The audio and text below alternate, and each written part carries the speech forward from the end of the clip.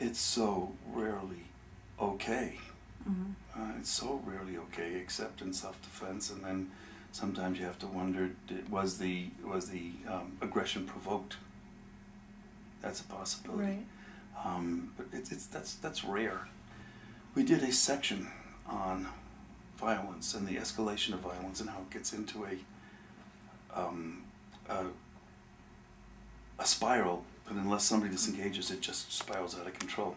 And what I did this with 12 different classes over there. I asked somebody to just to role play with me, and what we do is say, "Will I push you? Will I push you back? Will I punch you? Will I punch you back? Well, okay, I'm going to pull out a knife. Oh yeah, well, eat my 9, okay? You got 9, okay? Have you ever seen Mr. Kalashnikov in action? Okay, you got a Kalashnikov, I got an RPG. You got an RPG, I've got a tank. You got a tank, I got a helicopter. I got a helicopter, you got a...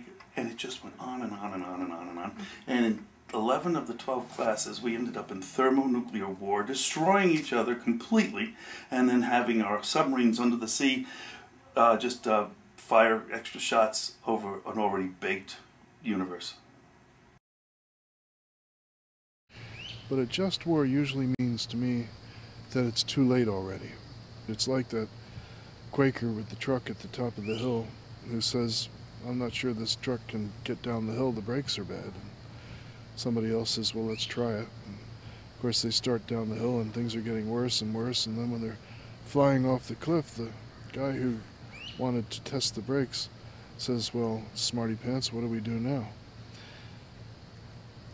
It's hard to talk about a just war because that's not the time to make the decision when things have all gone in that direction.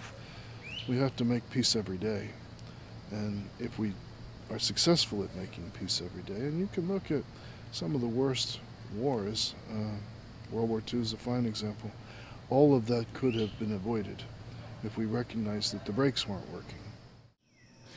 I spent many years covering wars, situations of violence, situations of government violence against people, people rising up against their governments in armed combat, revolutions in Central America, Nicaragua, Salvador, Guatemala. And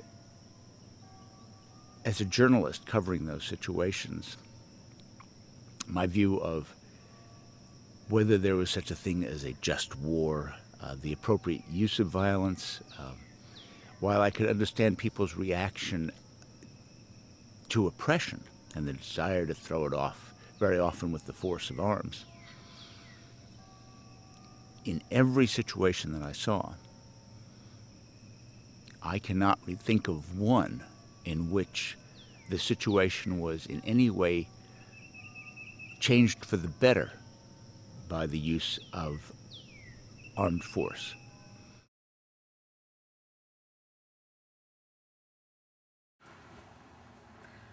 I don't think so. I don't think there's such thing as a human nature. I kind of think that we are our experiences and that's it. And if everyone's experiences are different, because we're all different people and we're all different cultures, I don't think there's any way we could unite under a single human nature. I think people are way too complex. It seems that violence does get attention. Whether it's good attention or bad attention, that depends on people's perceptions of it from their point. But it does get some type of goal of recognition. That does seek accomplishment.